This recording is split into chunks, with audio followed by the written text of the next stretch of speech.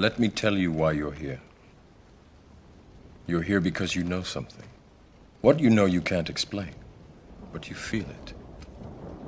You felt it your entire life, that there's something wrong with the world. You don't know what it is, but it's there, like a splinter in your mind, driving you mad. It is this feeling that has brought you to me. So, what is this thing we call reality? It's a question more and more people are asking, and it would appear more and more convenient explanations are emerging nearly every day. But it would seem that reality isn't quite what everyone thought it to be. And the reason for this documentary, where we'll explore the facts rather than the fiction being presented by the many varied sources. Do you know what I'm talking about? The Matrix. Do you want to know what it is? The Matrix is everywhere. It is all around us. Even now, in this very room. You can see it when you look out your window or when you turn on your television. You can feel it when you go to work, when you go to church, when you pay your taxes. It is the world that has been pulled over your eyes to blind you from the truth. What truth? That you are a slave, Neo. Like everyone else, you were born into bondage, born into a prison that you cannot smell or taste or touch. A prison for your mind.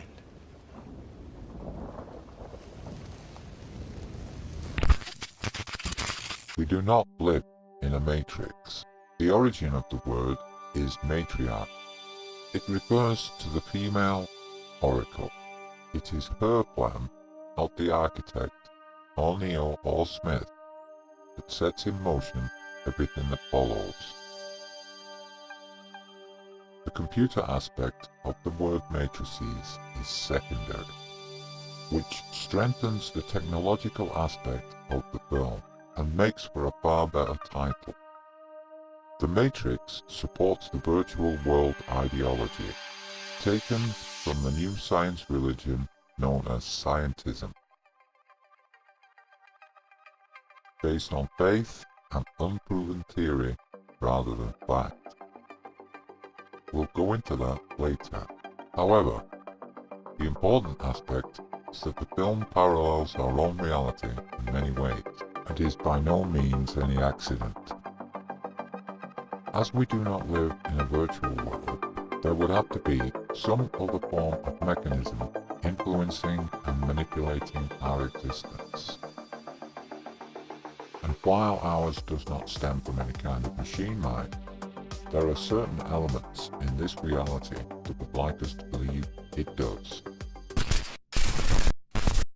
We've become bored with watching actors give us phony emotions.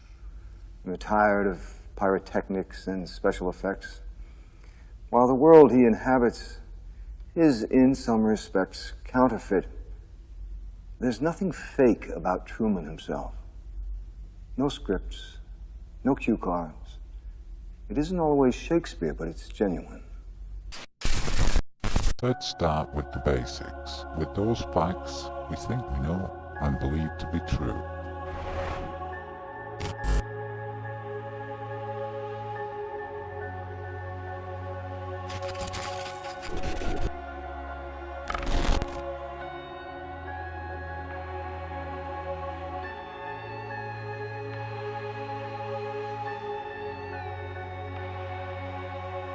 Hang on, let's just see that again.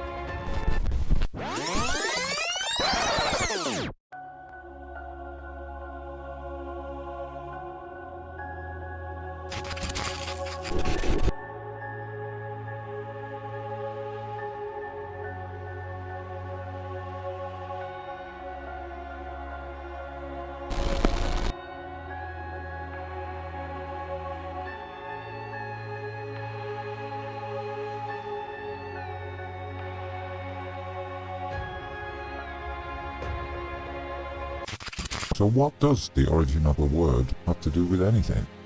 We all know what a thing is. It's an inanimate object, or something as yet to be explained or defined. So imagine a bridge that didn't take into consideration the load and stress it was likely to endure during its lifespan.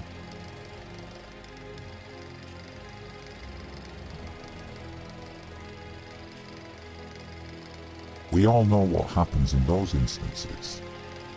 Well, words, despite being apparently insignificant, have the same careful precision and design behind them, and are selected not only to allow communication and portray a specific image, but are also geared to attach a subliminal command response.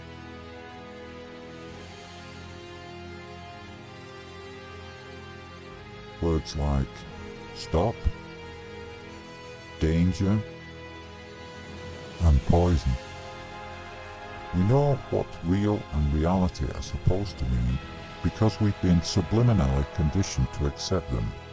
The origin shows us what the original intended concept of a word was, where subsequent amendments and additions simply obscure the original purpose.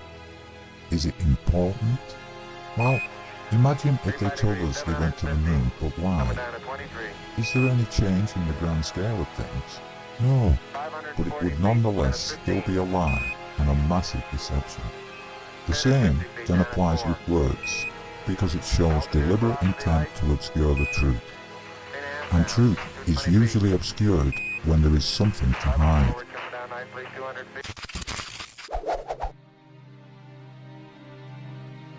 According to the origin, before the 1400s, nothing was real. And before the 1540s, there was no reality. And there's the thing, literally. Because a thing was in fact a legislative body which over time transformed itself from a figment into something far more substantial, that in itself became the word real, which could only continue to exist so long as the legislative body controlling it continued to support and build upon its infrastructure by determining what was and was not to be considered worthy of inclusion within the new paradigm. To that end, it took real and added ity, which denotes the state or condition of being, and turned it from a simple word into a physical existence, to hold and store everything that the legislative body considered real, tying the two inexplicably together under the original banner of a thing, which then transformed the definition of the word into an object yet to be determined as real or unreal by the new reality. Which means that reality only exists where a legislative body can determine its limits and boundaries using its authority. And where does the word authority originate?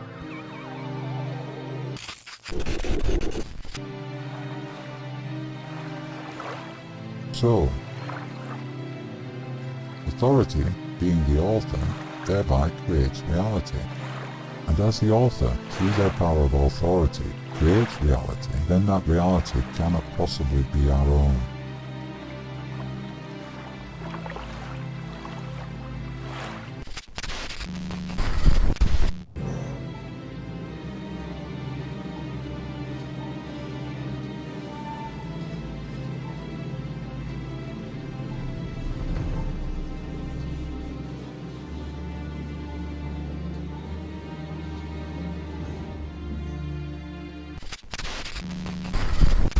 So let's recap. We've already seen how the origin of the word shows that before the existence of real and reality, a thing was in fact some form of authority, who in turn is a form of creator, that then determines what is real and unreal, which they incorporate into their version of reality. This then means that without the author, nothing is real and there is no reality. By their own definition, the author's false creation is an illusion. because it is intended to deceive us. But they're just words, right? No! There are, of course, those who do not want us to speak. Just let me think. Expect even now, orders are being shouted into telephones, and men with guns will soon be on their way. It's Chancellor Sutler. Damn it! Why? Because while the truncheon may be used in lieu of conversation, words will always retain their power. Words offer the means to meaning, and for those who will listen, the enunciation of truth. And the truth is, there is something terribly wrong with this country, isn't there?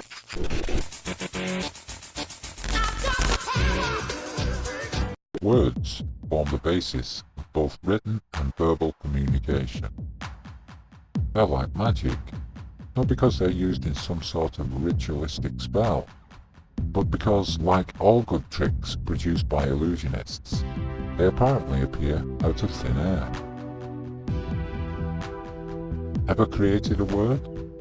More importantly, ever had a word accepted into reality? Yet we have thousands upon thousands, all categorized, alphabetized, and defined just waiting to be used, which all take specific thought, design, and purpose in their creation. No accident, no coincidence. So, who was important enough not only to have created those words, but somehow also managed to have them adopted and accepted by authority and reality? That's right, no one. Out of all those thousands and thousands, only a few can be traced back to an individual source. Everything else, according to some form of unidentified expert, can only be traced to various places and time of origin, which means no one knows. And more importantly, no one can actually prove any of their claims. Most words, according to the experts, originate in the distant past, at a time when travel over any great distance was nearly impossible, and where long-distance communication simply did not exist.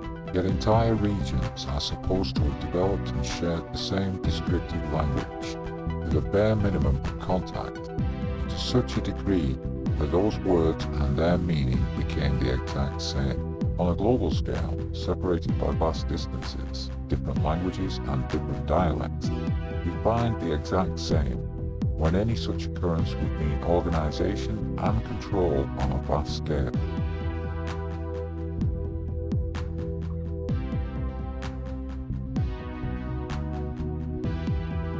Basically, they can make up whatever they want, and we accept their word simply because they're supposed to be expert authorities. And there's the magic. Or should that be illusion? There is no factual proof or claim.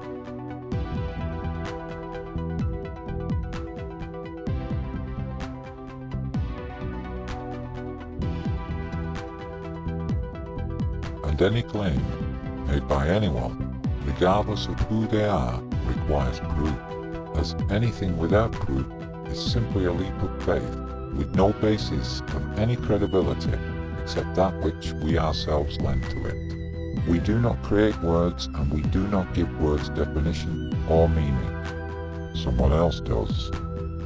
Yet the power of an authority, by the means of a simple, assuring word, is enough to sway our belief through faith in their favor, and we simply accept without question. It is the authority, as the author, that creates words, and we lend our faith in their credibility within their version of reality. It's like I've just been dreaming this life, and when I finally wake up, I'll be somebody else. Somebody totally different.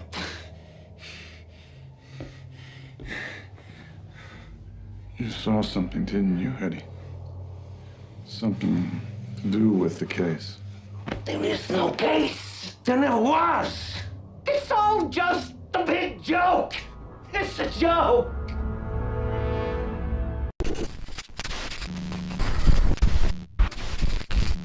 The author, scriptwriter, and playwright use words to paint lavish descriptive images of places, characters, atmosphere, mood, and emotions to draw the reader into their created version of reality. They're exclusive two-dimensional concepts, turned from black and white into elaborate three-dimensional manifestations for the mind, television, movies, and the stage. Whereas the audience or reader knows they are merely experiencing an imaginary literary or movie world, the authority's creation is intended to make them believe that their existence in the here and now is real, or at least as real as the current reality allows for. And just like the machine mind in the Matrix, they've gone to great lengths to achieve this specific end. Words, therefore, not only have the power to create specific images in our minds, but can also conjure up the reverse when viewing objects by instantly producing specific words and definitions to match those images, and all without us even realizing what's happening. And it doesn't just have to be sight. It works the same with all the senses: sound, taste, touch, and smell, as our mind searches for the nearest identifiable equivalent, where it matches the particular sense with the appropriate descriptive word. And if none can be found, the imagination will make it up. It's automatic. With the introduction of real and reality into our belief system, we become conditioned into instantly accepting anything using the same terminology, especially when backed by alleged expert authority or majority opinion. In this way, all else is brought into question or dismissed. And where those questions do arise, we search for corroboration through strength of numbers, so as to validate any growing suspicion, especially where an existing belief has become challenged and a new one forms in its place, but will go into belief later, as the authority itself is the one that decides what does and does not fall into the real and unreal categories. They will go to great lengths to protect their designs and agendas to maintain the status quo. And just like any author, everything they create is black and white, with no grey areas.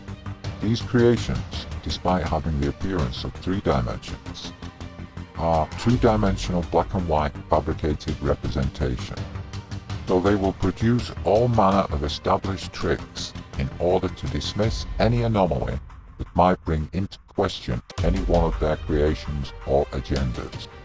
In this way, they manufacture enough doubt and plausible deniability to allow the authority to discredit and dismiss any materializing challenge.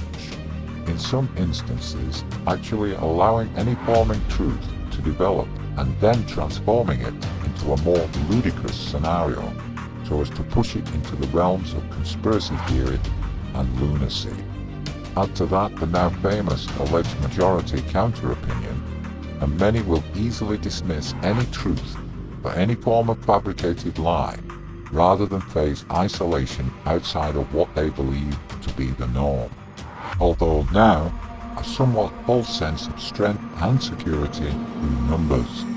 Everything in reality therefore only exists because the authority allowed its inclusion, and we know this to be true because all else is either changed, forced to comply, discredited, dismissed, attacked, ridiculed, or ignored, and relegated into the realms of fiction, myth, conspiracy, and delusion.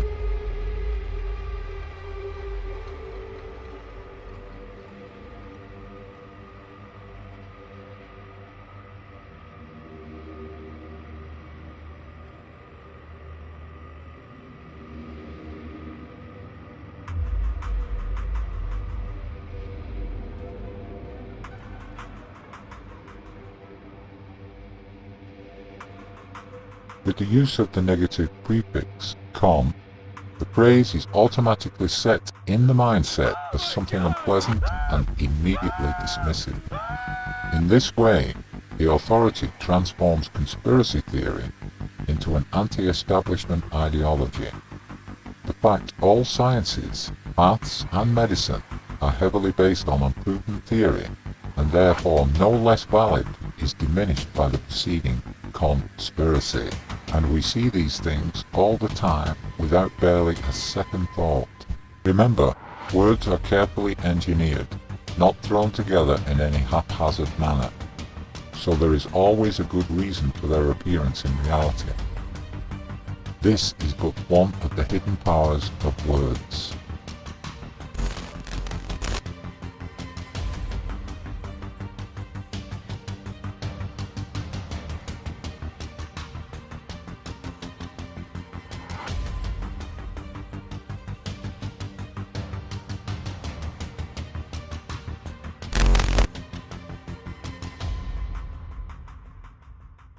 Coincidence?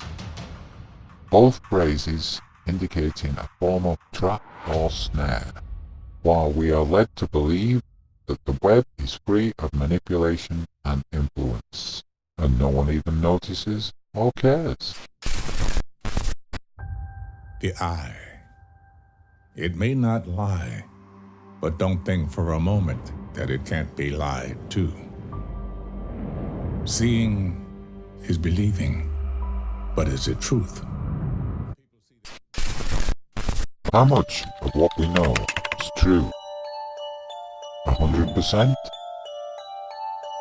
50%? 25%?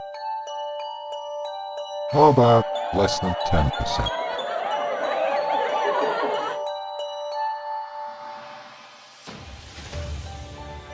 Okay, so let's rephrase the question. How much of what we know can we verify for ourselves? Are we getting nearer that 10% now? The only things we can verify with certainty are those things we experience ourselves. Everything else is nothing more than speculation, and must remain in doubt until someone presents proof. Almost everything we know is presented to us by someone else, with very little gain from personal experience.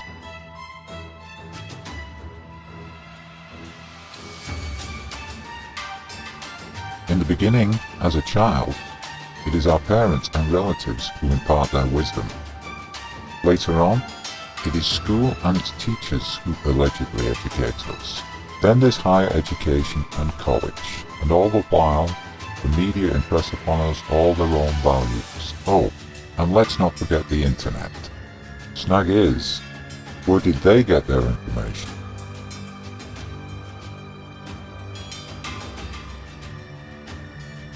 It would appear that information is therefore something that is shaped and molded by those holding it.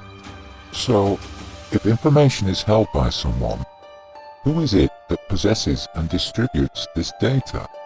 That's right, and it comes from the exact same place as everyone else's information, from various expert authorities. And if you can control and manipulate information, you can effectively control and manipulate those receiving it.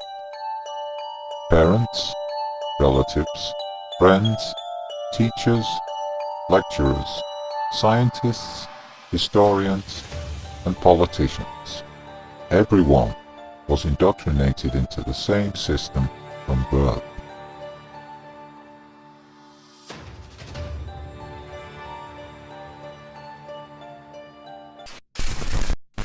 It's all true.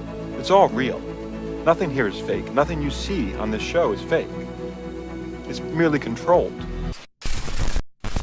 We all believe that we understand what reality is.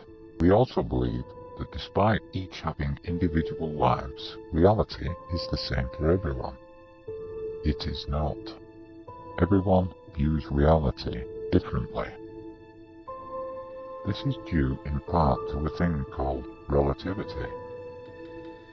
Einstein may have been a genius, but he was also somewhat of a comedian, or at the very least having a good laugh at our expense. He is, of course, the father of relativity. Yet, when he came up with his theory, he wasn't just formulating a means of calculating mass and energy. He was redefining an older concept known as perspective, where belief, personal experience, prejudice and bias can affect how an individual views objects, people, events and places in combination with spatial time. We are all different, therefore no two individuals can experience the exact same. However, we must also remember that relativity is merely a theory, and although Einstein's calculations verify his own mathematical equation, it does not prove anything else, as 2 plus 2 will always equal 4, no matter the initial question. Yet, in his own complex way, he is scientifically acknowledging that relativity is how personal bias and circumstances interpret and translates what an individual perceives and experiences when viewing reality. Granted, for all intent and purpose, the overall illusory backdrop of reality appears the same, but our individual analysis of the smaller detail remains separate. This difference can be affected by many factors: location, social hierarchy, indoctrination, exterior influence, mental disorders, religion, prejudice, and of course bias. And these are but a few among many, all of which can and do combine to create an overall alternative personal view of reality. Christoph, let me ask you, why do you think that Truman has never come close to discovering the true nature of his world until now? We accept the reality of the world with which we're presented. It's as simple as that. Reality is therefore a word that magically appeared so as to define our existence, when by their own definition it is nothing more than an illusion to trick us into believing that reality is of our own making. Yet, in doing so, it establishes two important criteria. The first, making all else unreal, and secondly, determining a concrete foundation upon which all mankind views and believes their existence to be, or not to be. Now that is the question, as Shakespeare allegedly once wrote. In this way, reality teaches us to be good, or at the very least what passes for good in the current reality. To obtain education, find employment, earn money, pay taxes, buy goods and services, find a partner or partners, get married, and somewhere along those lines reproduce so the next generation can repeat the whole process over and over, again and again and again. As only that which is acknowledged and verified by authority can exist in reality, there would have to be a means to gain that acceptance. This is done at birth through the method of application, submission, and birth registration.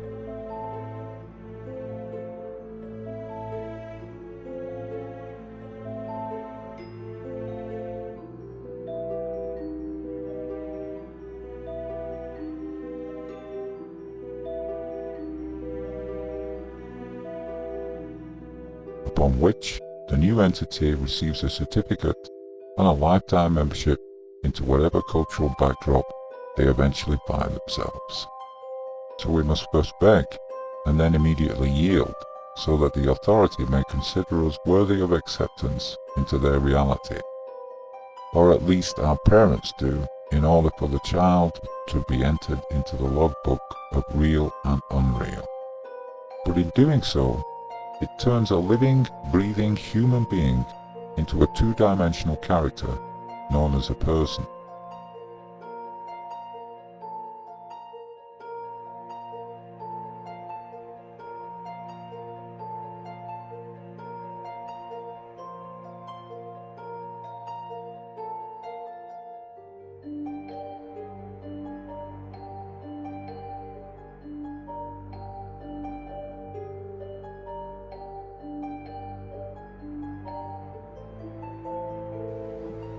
see. It's a helpful unit. Good. Because for a minute there, I thought we were talking about a fucking mask! Only two-dimensional characters in the form of the birth registered name or person can interact within reality's bureaucracy, agreements, contracts, and law. And the reason we must always provide the name as identity when questioned by authority.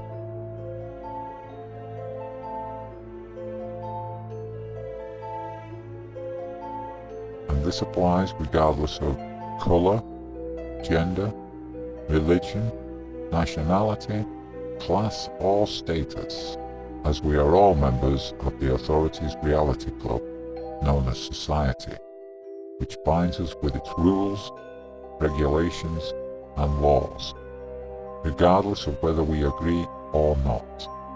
In return, we receive all the rights, privileges, and protection that the authority deems available, but may also make whatever changes as and when it wants to suit their own purpose.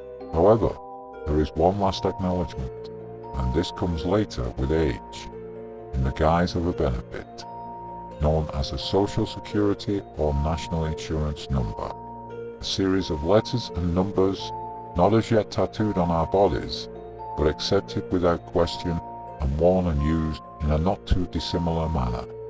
From there on, the human being becomes secondary to the two-dimensional character, who wears the fictional person just like an invisible jacket, and which sets the stage for the following roles we each play thereafter.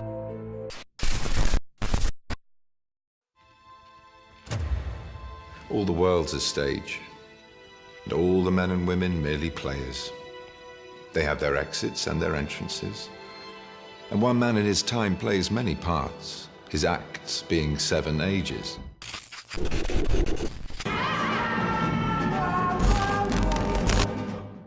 So what is an actor? We all have our favorites, yet we all assume they're special people who work on the stage, television, and in movies. But that's not strictly true.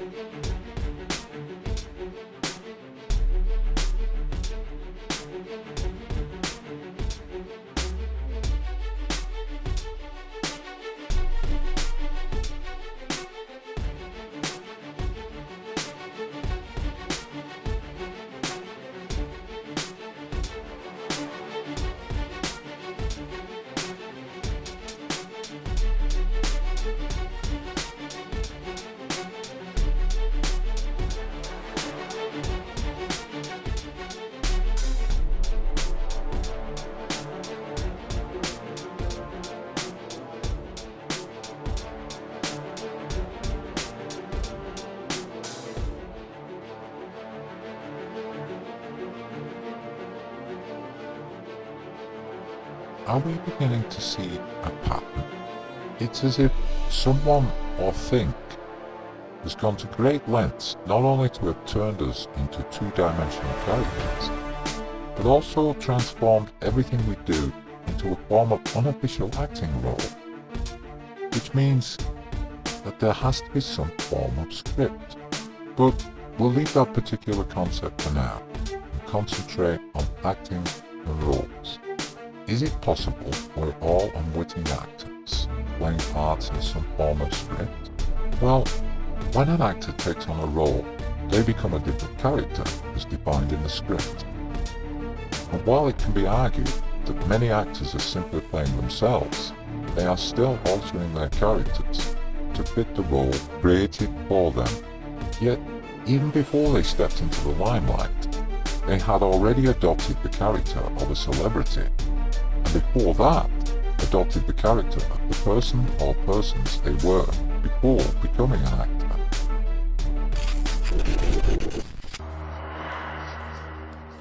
I can assure you I mean you no harm. Who are you? Who? Who is but the form following the function of what, and what I am is a man in a mask. Well, I can see that. Of course you can. I'm not questioning your powers of observation. I'm merely remarking upon the paradox of asking a masked man who he is. Oh, right. Who is but the form following the function of what. Therefore, whatever role we play in reality is far more important than who we actually are. One of America's most prestigious academic institutions, and in 1971, the scene of one of the most notorious experiments in the history of psychology. I was interested in what happens if you put good people in an evil place. Does the situation outside of you, the institution, come to control your behavior, or does the things inside of you, your attitudes, your values, your morality, allow you to rise above a negative environment? The negative environment Zimbardo chose to test his ideas was a prison. He would convert the basement of the university's psychology department into a subterranean jail. We put prison doors on each of 3 office cells. In the cells, there was nothing but 3 beds, and there was actually very little room for anything else because they were very small. And here we had solitary confinement, which we call the hole. And in the hole was the place where prisoners would be put for punishment. It was a very, very small area. When you closed the door, it was totally dark.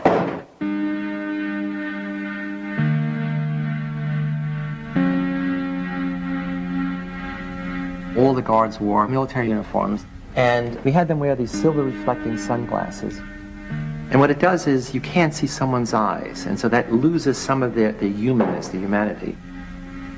In general, we wanted to create a sense of power. That is, the guards as a category are people who have power over others, in this case, power over the prisoners. A decade earlier, psychologist Stanley Milgram had also looked at how we respond to authority. In order to understand how people were induced to obey unjust regimes and participate in atrocities such as the Holocaust, he set up an experiment. Volunteers were told they were taking part in scientific research to improve memory. Would you open those and tell me which of you is which, please? Teacher. Learn. Separated by a screen, the teacher would ask the learner questions in a word game and administer an electric shock when the answer was incorrect. He was told to increase the voltage with each wrong answer. Cloud. Horse. Rock. House. Answer. Wrong. 150 volts. Answer. Horse. Experiment. That's all. Get me out of here. Get me out of here, please. Continue, please. Go right on. I refuse to go on. Let me out. You refuse to go on? The experiment requires you continue, teacher. Please continue. Participants didn't know that the learner was really an actor and the so-called shocks harmless. You're going to get a shock. 180 volts. Oh. I can't stand the pain. Let me out of You here. can't stand it. I'm not going to kill that man, eh? I mean, who's going to take the responsibility if anything happens to that gentleman? I'm responsible for anything that happens here. Continue, please. All right, next one. Slow. Walk, dance, truck, music. 2/3 of volunteers were prepared to administer a potentially fatal electric shock when encouraged to do so by what they perceived as a legitimate authority figure. In this case, a man in a white coat. 375 volts. I think something's happened to that fellow in there. I don't get no answer. He was hollering with less voltage. Can't you check in and see if he's all right, please? Milgram's findings horrified America. They showed that decent American citizens were as capable of committing acts against their conscience as the Germans had been under the Nazis. Like Milgram, Zimbardo was interested in the power of social situations to overwhelm individuals. His experiment would test people's responses to an oppressive regime. Would they accept it or act against it? Zimbardo's experiment was conducted against a backdrop of civil rights activism and protest against the Vietnam War. There was a sense of student power, student dominance, and student rebellion against authority in general. It was from the student body that Zimbardo selected his participants. After passing tests to screen out anyone with a psychological abnormality, they were paid $15 a day. Each was randomly assigned to the role of guard or prisoner. Once you put a uniform on and are given a job to keep these people in line, you really become that person. Once you put on that khaki uniform, you put on the glasses, you take the nightstick. As well as running the experiment, Zimbardo took on the role of prison superintendent. He began by briefing the guards. I said, you have to maintain law and order. If prisoners escape, the study is over, and you can't use physical violence. You can't create a sense of fear in them. You can't create the notion that their life is totally controlled by us, and that there'll be constant surveillance. We have total power in the situation, and they have none. Prisoners were brought to the basement prison, blindfolded, to confuse them about their whereabouts. They were stripped and deloused. Of course, the guards started making fun of their genitals and humiliating them. And really, it's the start of what's known as the degradation process, which not only prisons, but lots of military-type outfits use that process.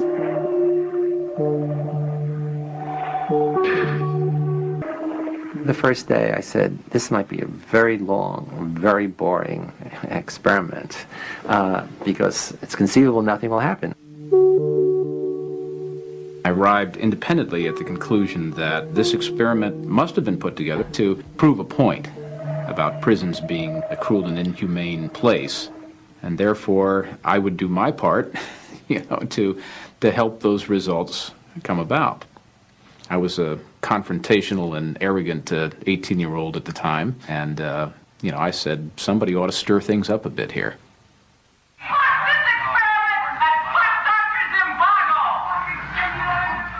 On the second morning, the prisoners had decided to stir things up as well. The guards found some of them had used their beds to barricade their cell. Prisoner 8612 was one of the ringleaders of the rebellion.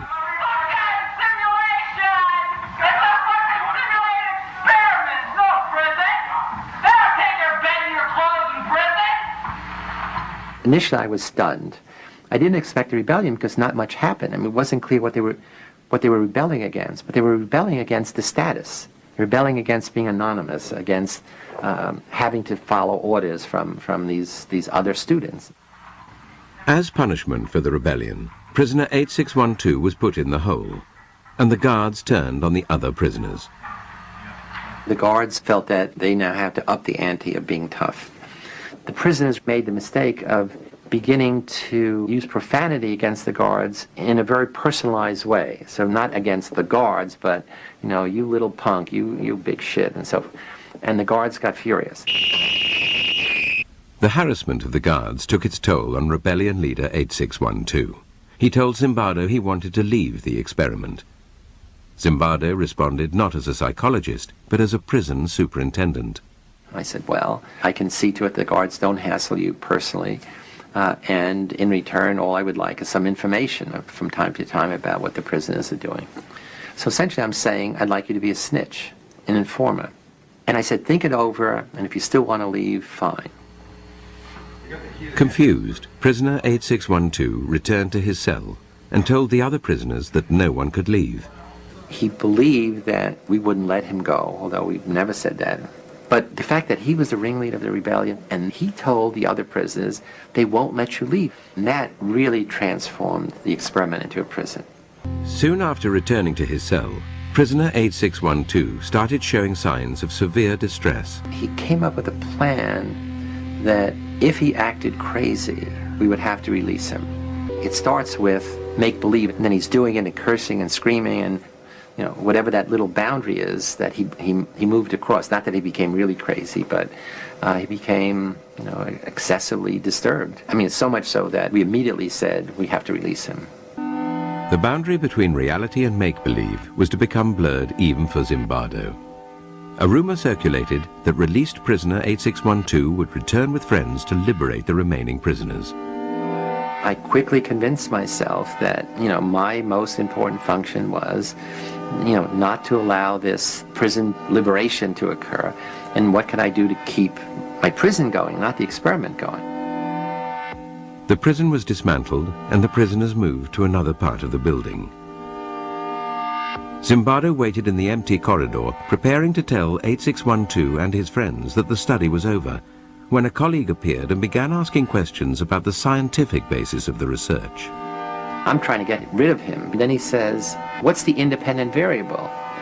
I get furious because he doesn't understand that there's a riot about to take place, that this prison is about to erupt. I had totally lost this whole other identity of scientist, researcher, psychologist. The rumored jailbreak never materialized. The guards had dismantled the prison for nothing and had to rebuild it. They took their frustration out on the prisoners. They escalated again the level of control, the level of dominance, the level of humiliating behavior.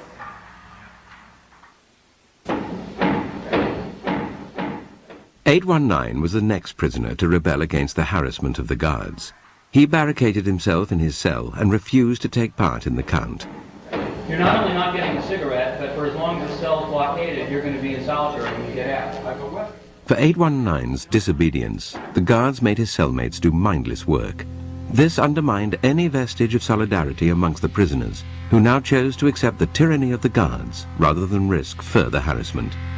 Isolated and distraught, prisoner 819 told Zimbardo he wanted to leave. While I'm interviewing 819 and saying, "Okay, you know, it's all over. Thank you for your participation. You know, I'll give you money for the whole 2 weeks, even though you're leaving early," he hears the prisoners shouting, "819 did a bad thing. Prisoner 819 did a bad thing. Prisoner 819 did a bad thing. Prisoner 819 did a bad thing." And he said, "I can't leave." And he's crying, and he says, "I can't leave." I said, "What do you mean you can't leave?" He said, "No, I have to go back because I don't want them to think, you know, that I'm a bad prisoner." And that's when I really flipped out. That in such a short time, you know, a college student's thinking could become so distorted. I said, "You're not a bad prisoner. You're not a prisoner. And this is not a prison." And it was this thing where he opened his eyes. It was just really like a cloud being lifted. Seeing things clearly, prisoner 819 reverted to his original request and was released. To replace him, the experimenters called in one of their reserves from the standby list. He came into a madhouse, full-blown. All of us had gradually acclimated to the increasing level of aggression, the increasing powerlessness of the prisoners, the increasing dominance of the guards. And he comes in and says, "What's happening here to the other prisoners?" And they said, "Hey, you better not make trouble. It's really terrible. It's a real prison." And he says, "I'm out of here. I don't want to." And they said, "No, you can't leave. Once you're here, you're stuck. This is a real prison." Prisoner 416 was soon subjected to the harassment of Dave Eshelman, nicknamed John Wayne because of his macho attitude. He was creative in his evil. He would think up very ingenious ways to degrade, to demean the prisoners. One of the best guards was also on that shift, and instead of confronting this bad guard, the sadistic guard, essentially because he didn't want to see what was happening, he became the gopher. He would go out to get the food and things of this kind, and that left the John Wayne guard and another guard on that shift to be dominant. Prisoner 416 decided to go on a hunger strike. Frustrated by his continued defiance, John Wayne threw prisoner 416 into the hole. After punishing the other prisoners for his disobedience, John Wayne encouraged them to vent their anger at 416 directly. 416 should have been at some level a hero, because he's willing to oppose the authority of the system. In fact, the prisoners accept the guard's definition of him as a troublemaker. While 416 was still in the hole, John Wayne made a final attempt to break him by giving his fellow prisoners a choice. They could vote to release him by making a small sacrifice. You can give me the blankets and sleep on the bare mattress, or you can keep your blankets and 416 will stay in another day. Now what will it be? I'll keep my blankets. What will it be over here? I'll keep my blankets. How about 5486? I'll give you my blankets, Mr. Correctional Officer. You don't want his blanket. We got 3 in favor of keeping the blanket. We got 3, guess 1. Keep your blankets. 416, you're going to be in there for a while. By the end of the 5th day, 4 prisoners had broken down and been released. 416 was on the 2nd day of his hunger strike, and the experiment still had another 9 days to run. At this point, a fellow psychologist visited Zimbardo's basement prison and would witness the brutality of the experiment firsthand. The guards had lined up the prisoners to go to the toilet, had bags over their head, chains on their feet, and were marching by. And I looked up and I saw this circus, this parade, and I said, "Hey, Chris, you know, look at that." I looked up and I just began to feel sick to my stomach. I had this just chilling, sickening feeling of watching this. And I just, you know, I just turned away. And I just let loose in this emotional tirade. I just lost it. I was angry, scared. I was in tears. And I'm furious. I'm saying, you're supposed to, and then we had a big argument. You're supposed to be a psychologist. This is this interesting dynamic behavior in such a few days. But I'm going through this whole thing, the power of the situation. She says, no, it's that young boys are suffering and you are responsible. You're letting it happen. I said, oh my God, of course you're right. The next day, Zimbardo ended the experiment. There were a few guards who hated to see the prisoners suffer. They never did anything which would be demeaning of the prisoners. The interesting thing is none of the good guards ever intervened in the behavior of the guards who gradually became more and more sadistic over time. We like to think there is this core of human nature that good people can't do bad things and that good people will dominate over bad situations. In fact, one way to look at the Stanford prison study is that we put good people in an evil place and we saw who won. Well, the sad message is, in this case, the evil place won over the good people. When I look back on it now, I behaved appallingly. You know, it was just horrid to look at. I think I tried to explain to him at the time that, you know, what you experienced and what you hated so much was a role that I was playing, that's not me at all. He was trying to dissociate himself from what he had done. That did make me angry. Everyone was acting out a part and playing a role. Prisoners, guards, staff, everyone was acting out a part. It's when you start contributing to the script, that's you, and thus it's something you should take responsibility for.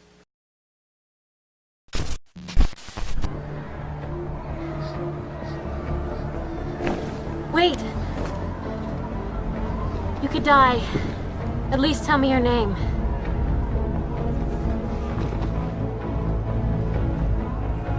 It's not who I am underneath, but what I do that defines me. Bruce? What the Stanford experiment shows is that we ultimately become the characters in whatever role we play, but can adjust almost immediately when and if that role suddenly changes, and without even being aware of any alteration. As life progresses and we experience more, we change from the initial character and evolve. But mixed among the evolution of those larger roles are smaller performances we enact to serve specific, more immediate scenes in our lives.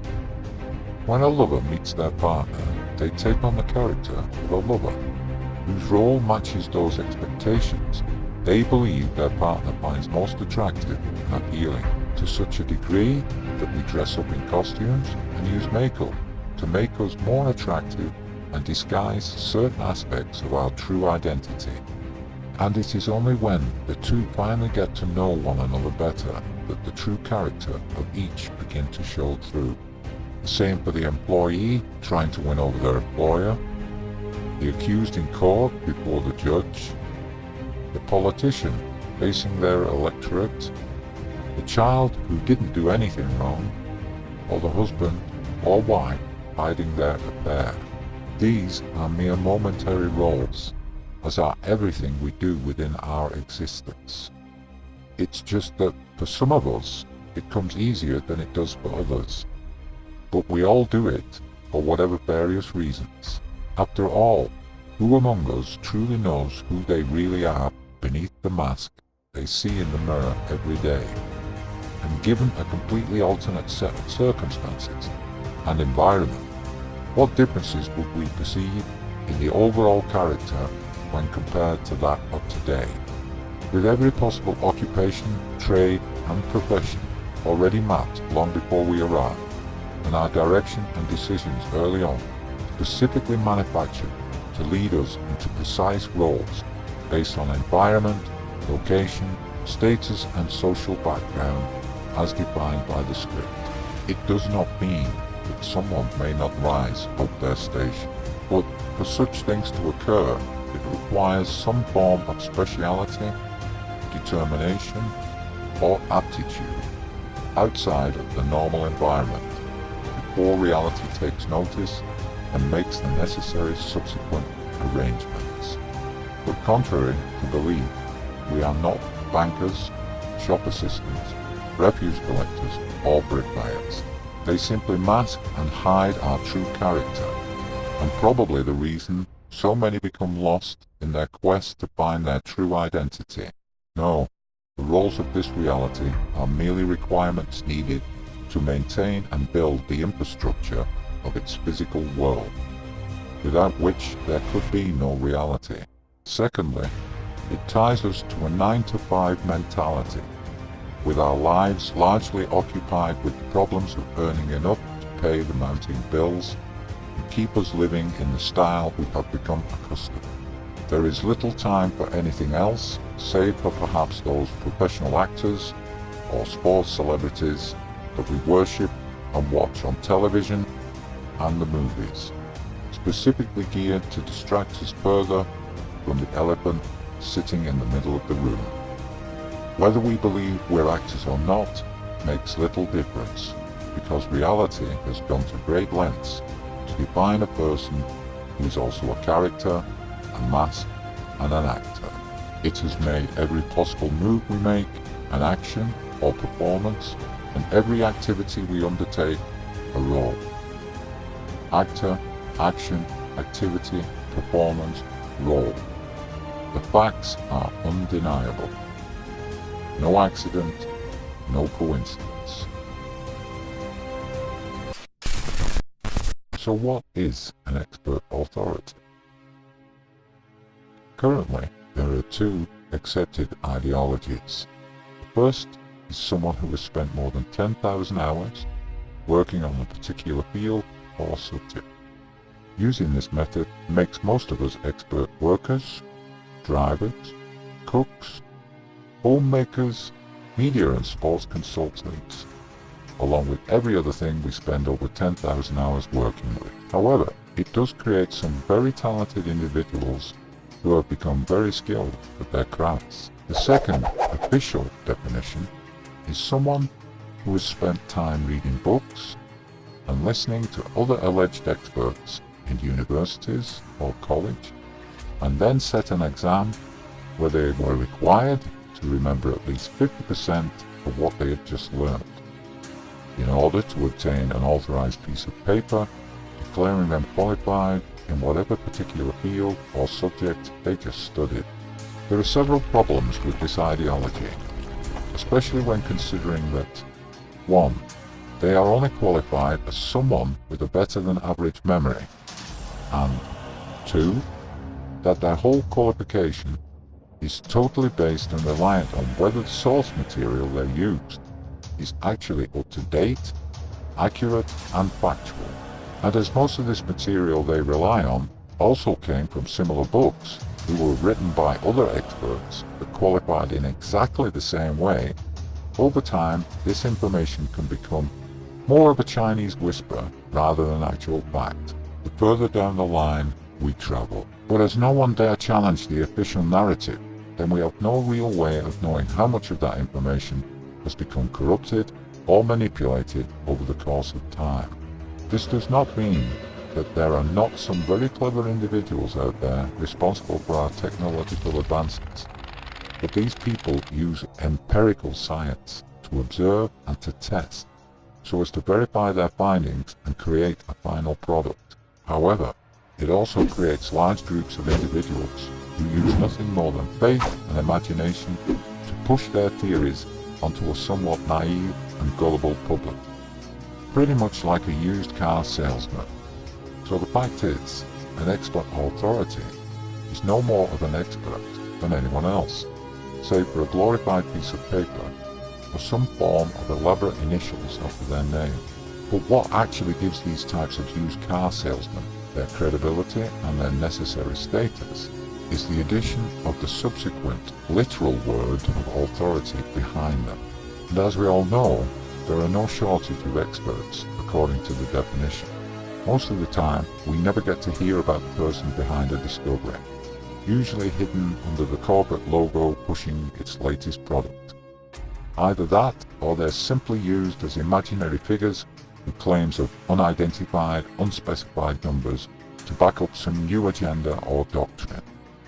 After all, who can possibly doubt the word of a dozen, possibly hundreds of unknown, unidentified experts? They can't all possibly be wrong, right? Yet surprisingly, thousands of ordinary people can declare it wrong to wage illegal wars, and no one takes a blind bit of notice.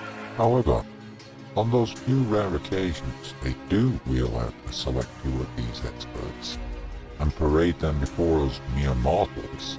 Their intention is purely to put a human face to whatever new claim has appeared in the script.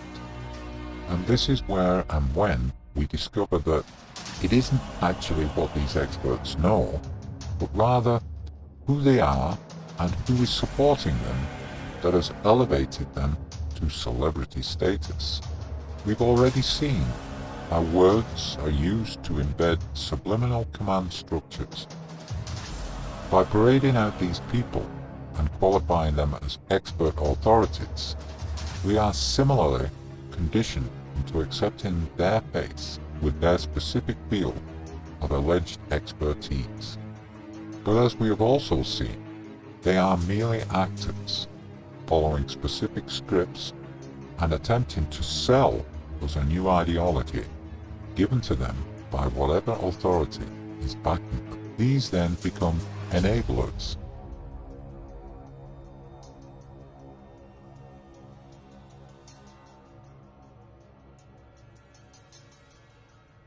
Their job?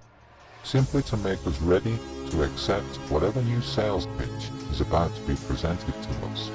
And we've seen many throughout time, such as those from Greece and Rome, the likes of Jules Verne, H.G. Wells, Edison, Darwin, Huxley, Orwell, Einstein, and a more recent Hawkins, introducing all manner of concepts like atoms, evolution, holes in the ozone, global warming, bird flu, terrorist threats, relativity, improbable space programs, aliens, new galactic discoveries, experimental drugs and treatments, quarks, quantums, string theory, multiverses, and the possibility of it all being a virtual reality. And this is where scientism lies.